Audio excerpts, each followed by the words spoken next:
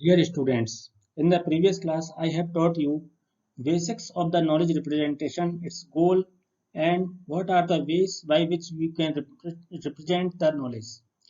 And today I will teach you the way of the knowledge representation using propositional and predicate logic. So before going to start, as we know that knowledge representation is the study of how knowledge and facts about the world can be represented and what kind of reasoning can be done with that knowledge. So before going to start knowledge representation, first of all we should know about the data, information, knowledge and wisdom.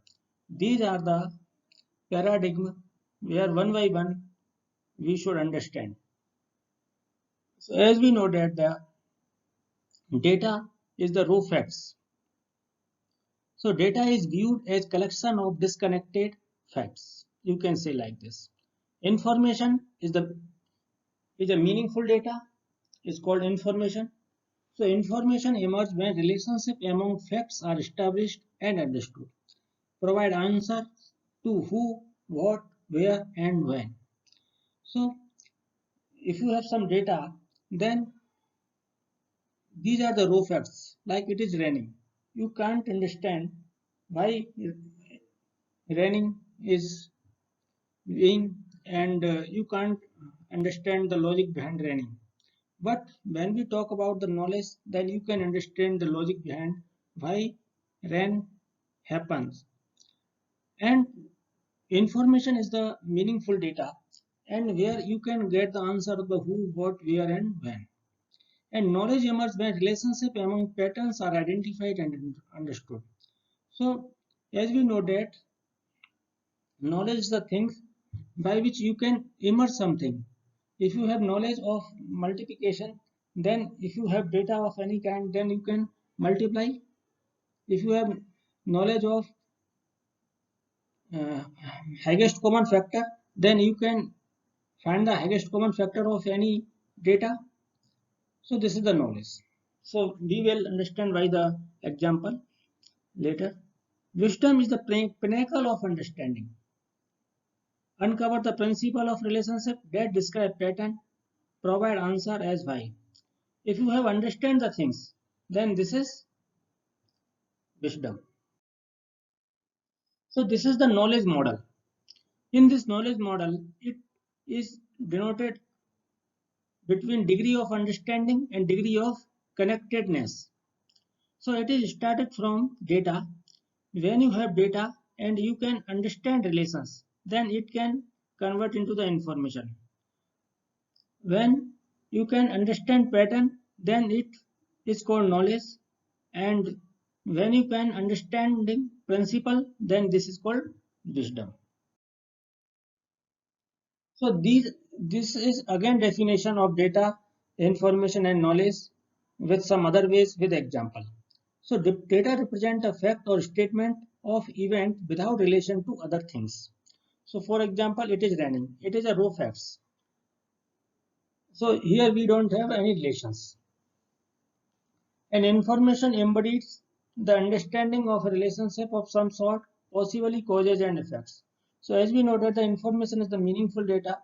So when we take its example, the temperature dropped 15 degree and then it started raining. So it is a meaningful information. It is meaningful data. Here we can understand that if temperature dropped 15 degree, then it started raining. So it is true. And you can have some information in the sentence. And knowledge represents a pattern that connects and generally provide a high level of predictability as to what is described or what will happen next. So according to the knowledge, the example will be if the humidity is very high and the temperature drops substantially, the atmosphere is often unlikely to be able to hold the moisturizer. So it rains. So this is a knowledge. On the basis of this knowledge, you can say that uh, rain will start or not.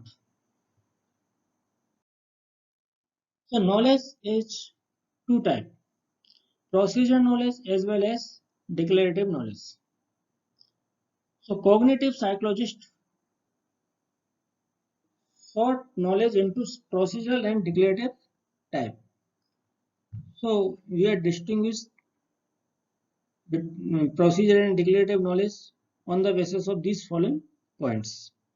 So procedural knowledge is about how to do something, and declarative knowledge about the something is true or false. Procedural knowledge focus on tasks that must be performed to reach a particular objective or goal, but declarative knowledge refer to representation of objects and events, knowledge about facts and relationships. Procedural knowledge is tied to doing. Declarative knowledge is tied to describing. So procedural knowledge shows that how to do the things, and declarative knowledge is only based on describing. This slide shows that the ways of the knowledge representation. In the previous lecture, I have already told you about the ways of the knowledge representation. In this class, I am repeating again. So different types of knowledge require different kind of representation. So you cannot say that same knowledge can be represented by different way or different knowledge can be represented by the same way. So different type of knowledge require different kind of representation. The knowledge representation model mechanism are often based on logics, rules, frames, semantic network, and script. When we talk about the logics, then logic is way of representation of knowledge. These are the two types: propositional logic based on the true false, and predicate logic, which is also called first order predicate logic, which is based on quantifiers and variables. Rules may be on the basis of the if then rules. Frames frames are the beak, slot, and flare by which you can represent the knowledge. Semantic net is also called the meaningful network, meaningful graph, by which you can represent the knowledge also. Script is the strong slot and flare structure. So in this today class, we will represent knowledge on the basis of the logic, which is based on the propositional and the predicate logic. In the next classes, we will describe rules, frames, semantic net, and script. One thing is very much important. You have to note that different type of knowledge require different kind of reasoning. So when we talk about the way of proposition and predicate logic, first of all, we can describe the difference between predicate and propositional calculation. So predicate logic variable can be represented using predicate calculus. In the proposition calculus, no variable are allowed in proposition calculus. So in the predicate logic, we will use variable, but in proposition logic, we will not use variable. In the predicate calculus, during resolution, unification is required as variable are involved.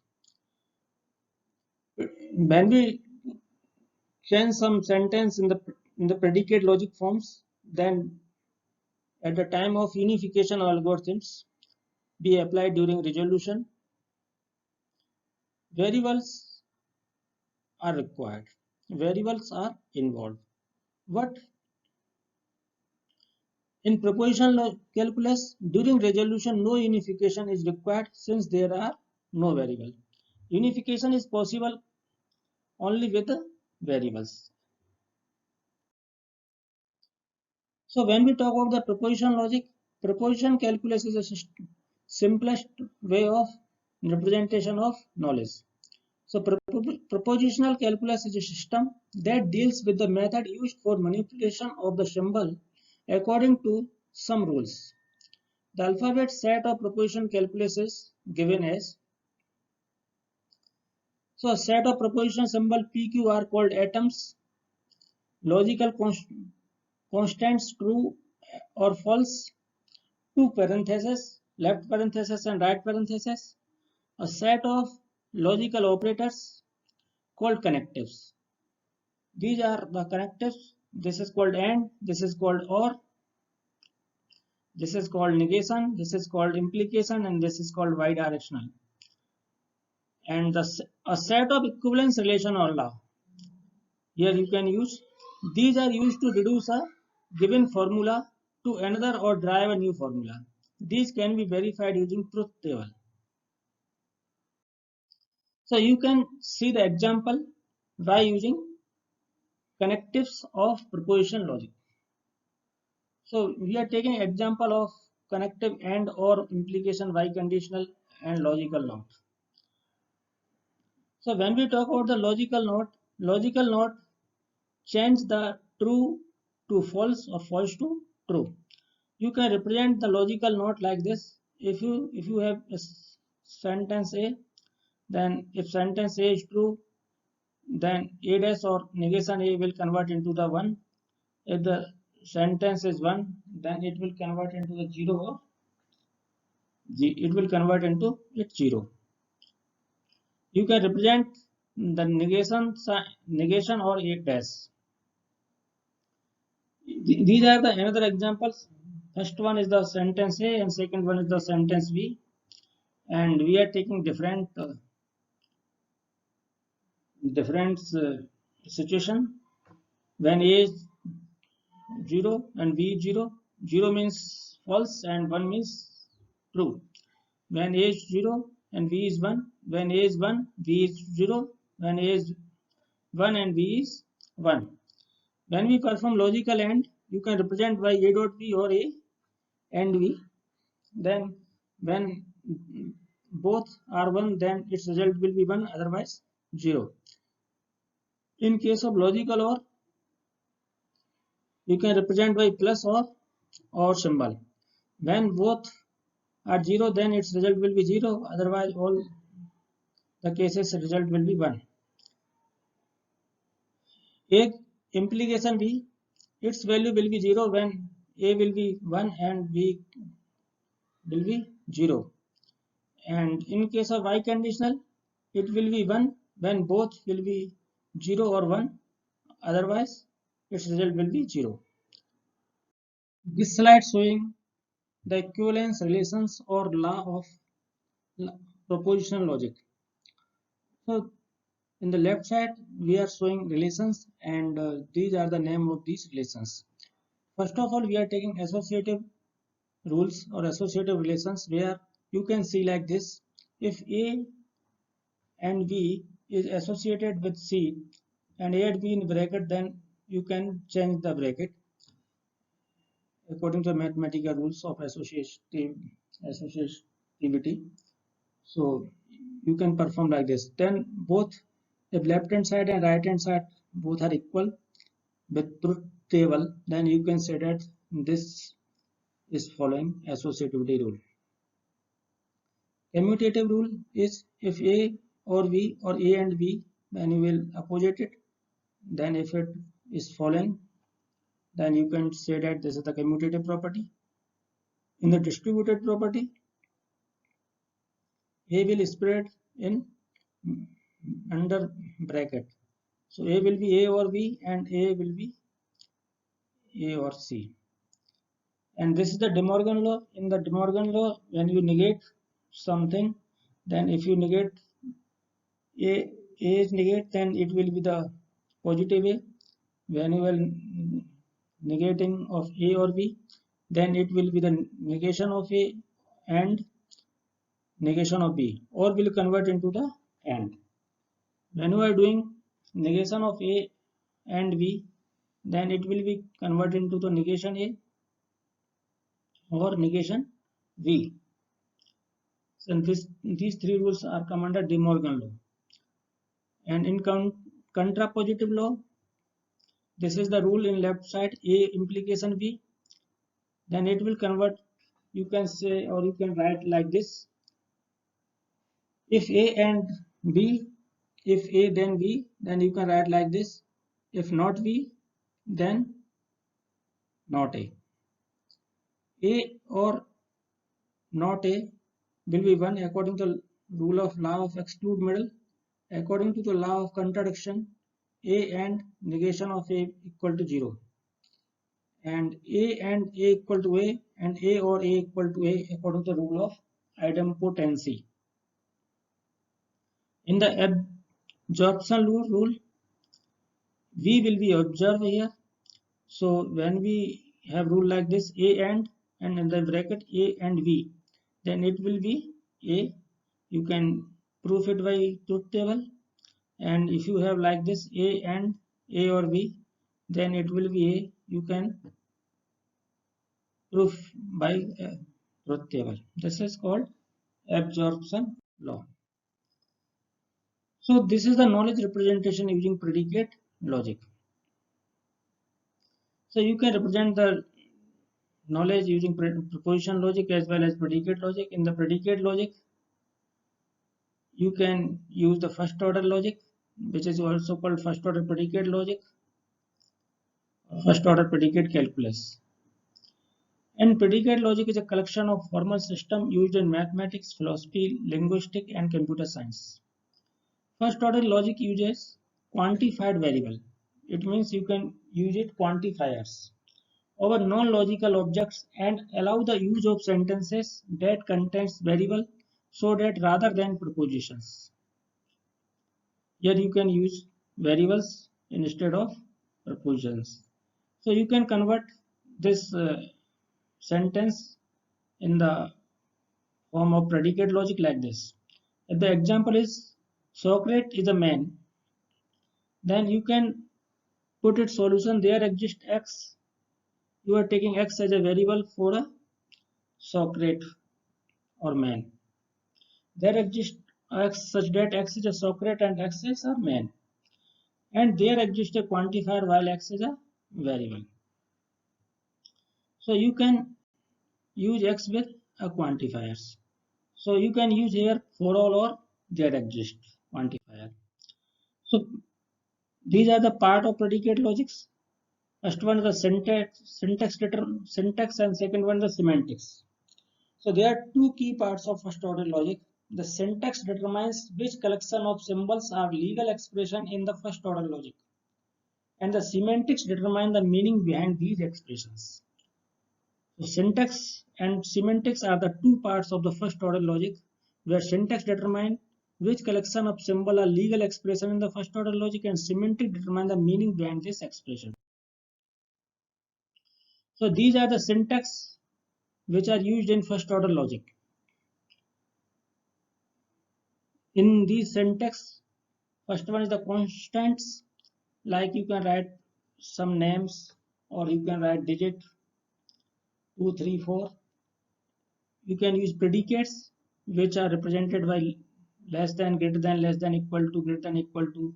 You can use variable, you can represent by x, by a, b. And you can use also connectives here, similar to the propositional. Connectives are the and or negation, implication, bidirectional. You can use equality sign, equal or not equal. You can use here quantifiers, there exist and for all.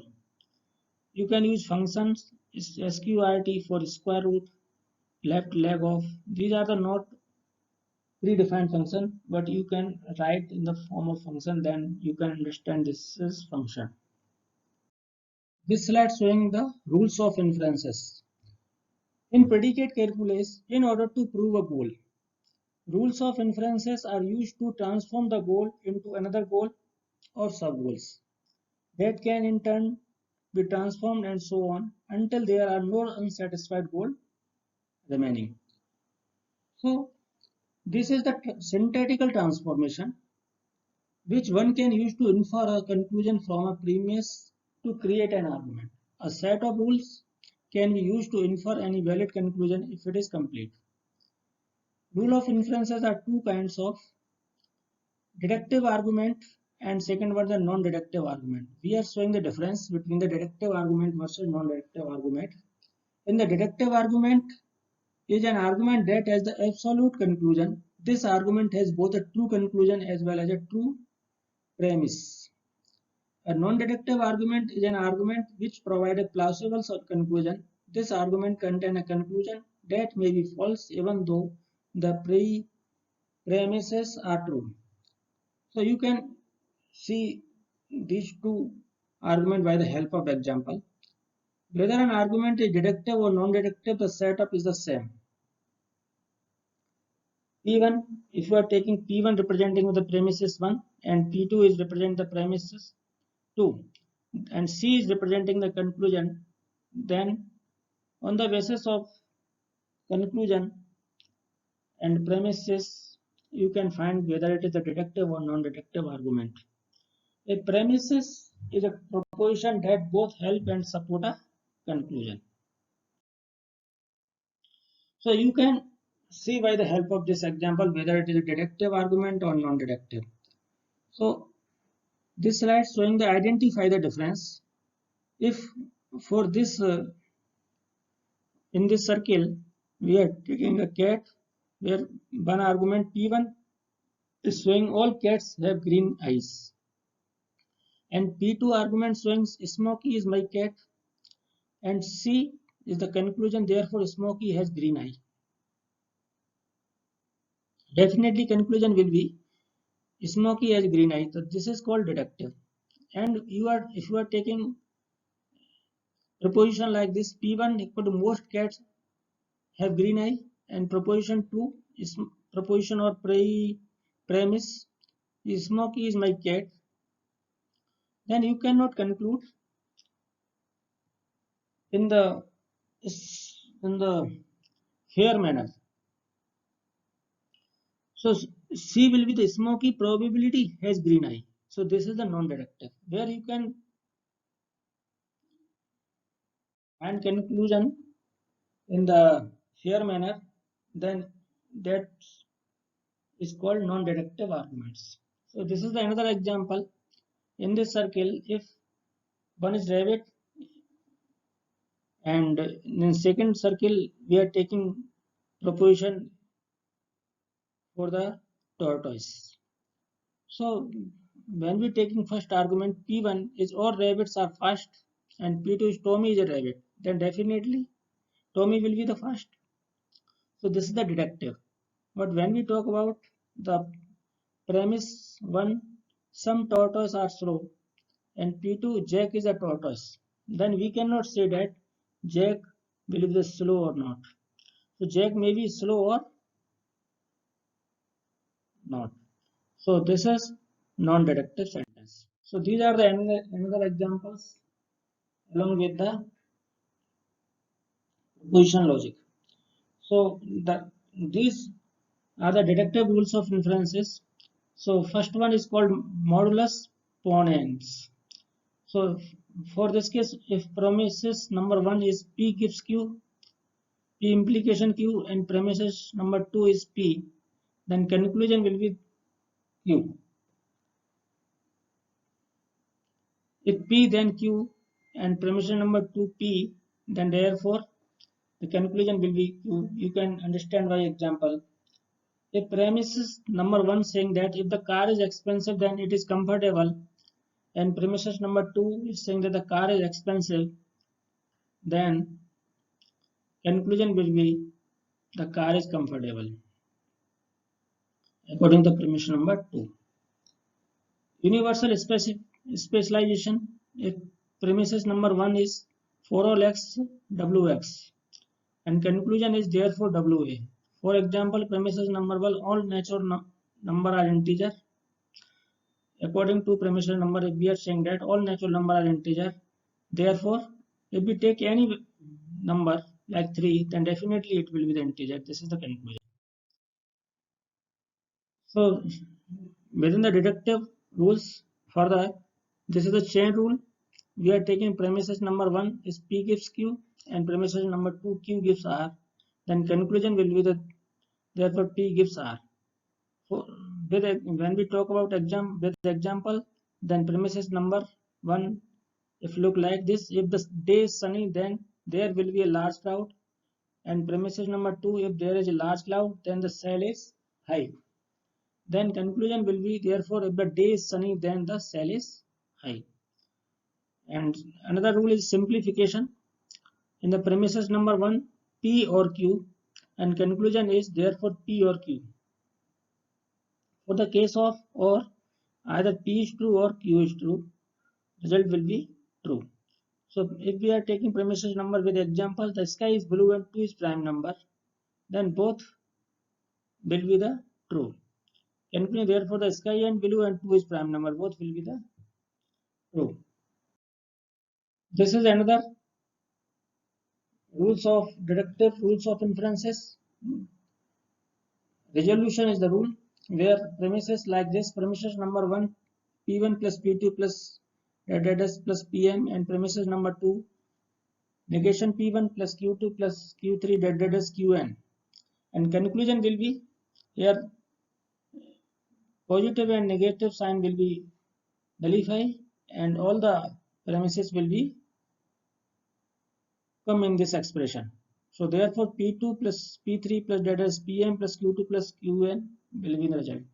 For example, if premises number 1 is like this, it is rainy day or I have a raincoat. And premises number 2 will be, it is not a rainy day or dog is a faithful animal. Then therefore I have a raincoat or dog is a faithful animal. And it is a rainy day and it is not a rainy day will be nullify. And this is another rule which is called addition, where premises number 1 is only P and conclusion will be P plus Q. So you can add anything like this. If some simple sentence available, then conclusion will be the addition, maybe because or will not impact the result, either Q will be the 0 or 1 in the proposition logic. So example, if premises number 1 is earth is round, then conclusion will be earth is round or man is mortal. So when you add Q with P, then the value of P will not impact. When earth is round, then definitely earth will be round. When you are adding or not, man is mortal. Rule of inferences, some another rule which come under again a deductive rule of inferences, which is called modus tollens, where premises number 1 if look like P then Q, if P then Q, then premises number 2 negation Q, then conclusion will be negation P. For example, if the shirt is cheap, then there is life on Mars. In premises number 2, there is no life on Mars. So conclusion will be negation of P. Therefore, the shirt is not cheap. Definitely, if the shirt is cheap, then there is life on Mars. And you are saying that in the premises number 2, there is no life on Mars, then definitely the shirt is not cheap. This is called the modus tollens. And these are the rule of inferences which come under non-deductive rules of inferences. So in the first, its rule is abduction. In the where rule like premises like this, premises number 1 is P gives Q and premises number 2 is Q. Then definitely conclusion will be P because it will not depend on Q. Premises number 1 look like, for example, if you work hard then you will be successful. And premises number 2, if you are successful, then you have worked hard.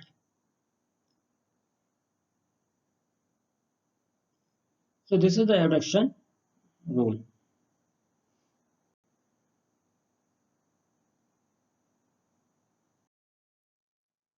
This is another non-deductive rules of inferences which is called induction. A premises number 1 like P A1, premises number 2 is PA2, premises number K is PAN, then conclusion will be 4OX PX. For example, premises number 1 says that Mr. Ghosh is businessman and he is rich. Premises number 2, Mr. Rai is businessman and he is rich. Premise number 3, Mr. Smith is businessman and he is rich. Premise number 4, Mr. Ansari is a businessman and he is rich. And premise number 5, Mr. Fujiwara is a businessman and he is rich. Definitely, from these sentences, we can show that all the businessmen are rich. So we can find the conclusion, therefore, all businessmen are rich. This is the analogy under non-reductive rule of inferences. If P gives Q, then premise number 2 P equal to P1 and premise number 3 Q equal to Q1, then conclusion will be that P dash gives Q dash. For example, premise number 1, gentle people are gently soft spoken. Premises number 2, gorilla is much like people. Premises number 3, soft spoken creature seems to be humble. Then conclusion will be, therefore gentle gorillas are generally humble. This slide showing the tautologies. Whether these statements following the tautologies or not. So when we talk about the sentence first, it contains two variables A and B. Then it will contains four cases.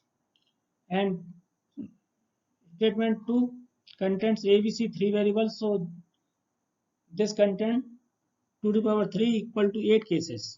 So we are checking whether this statement is tautologies following the tautology or not. So first of all, we are checking first sentence only here.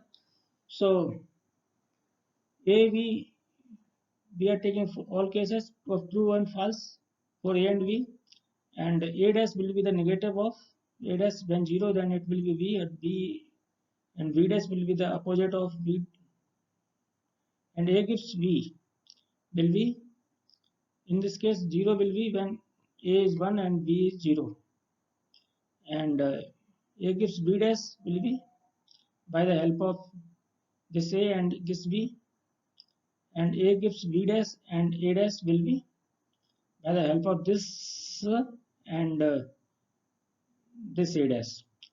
So you are supposing that A gives B will be X and A gives B dash and gives A dash equal to Y, then X gives Y equal to 1, 1, 1, 1. All the values are 1. If all the cases are 1, then we can say that this sentence, this statement is following the tautology.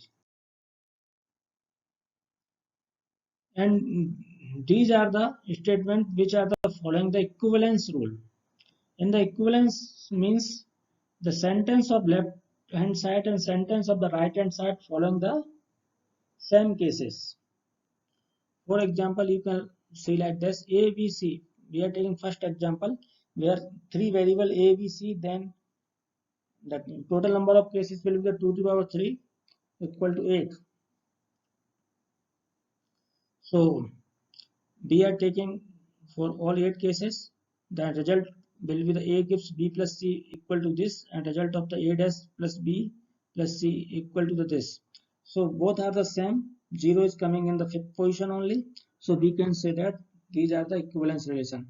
In the second and third, you can find yourself.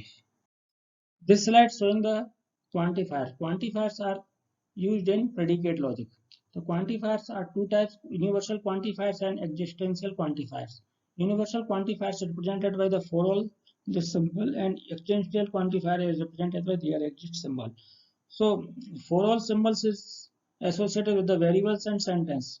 So when you are taking for all x, then P is true in a model M if P is true with X being each possible object in the model. For example, everyone at Berkeley is smart, and so for everyone we are using for all symbol, and X is using for everyone, every person, and which is living is Berkeley and which is smart. So you can represent like this: for all X, it means all person which are represented by X which are living in Berkeley are smart. You can represent by their implied smart X.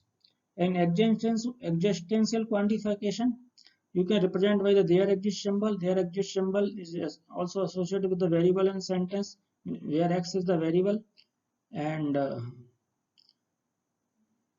there exists X P is true in a model M if and only if P is true with X being some possible object in the model.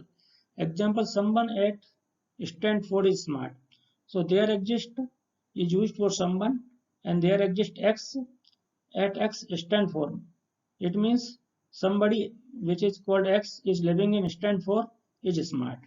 So you can represent like this by the help of quantifier. These are the properties of the quantifiers. So you can write like this. For all x and for all y is the same as for all y and for all x because quantifiers are the same and there exists x and there exists y is the same as there exists y and there exists x. When quantifiers are different with x and y, then you cannot change its sequence. So there exists x and for all y is not the same as for all y there exists x. You can understand this y example. If you are writing there exists x and for all y with loves x y. So it means there is a person who loves everyone in the world. But in the same place, if you are writing for all y there exists x loves xy, then it means everyone in the world is loved by at least one person. So we cannot write like this. There exists x for all y, to for all y there exists x. Quantifier also support the duality. So each can be expressed using the other. So when you are writing like this, for all x likes x ice cream. When you are applying the duality problem, then you can negate it. Then this sentence and this left hand side and right hand side will be the same, but you can write like this. Negation there exists x, negation likes x comma ice cream, and there exists x likes x broccoli, then negation for all x and negation likes x broccoli. So when you want to convert for all to there exist, then you have to apply negation sign and negation sign also on variable as well as sentence. Similar to when you want to convert there exist into for all, then you have to apply negation sign on the variable as well as sentence. These are the some other examples and where some sentences we have and we can represent these sentences in the form of predicate logic. So when we have sentence like Marcus is a man, then you can represent by this predicate logic man Marcus.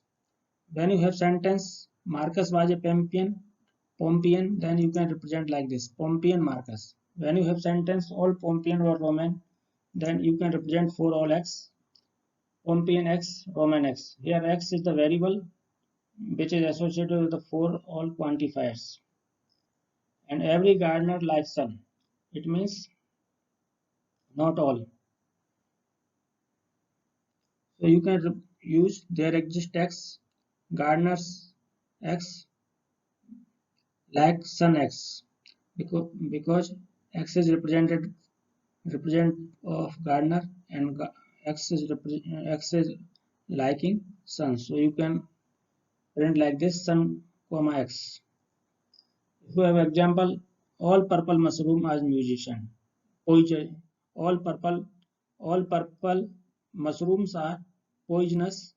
Then you can write this sentence in predicate logic like this: for all x, mushroom x, and purple x. Because mushrooms mushrooms are purple, only purple mushrooms are poisonous. That's why mushroom x and purple x you have to do ending of these two sentences and these are the poisonous. So you have to imply it by poisonous, poisonous.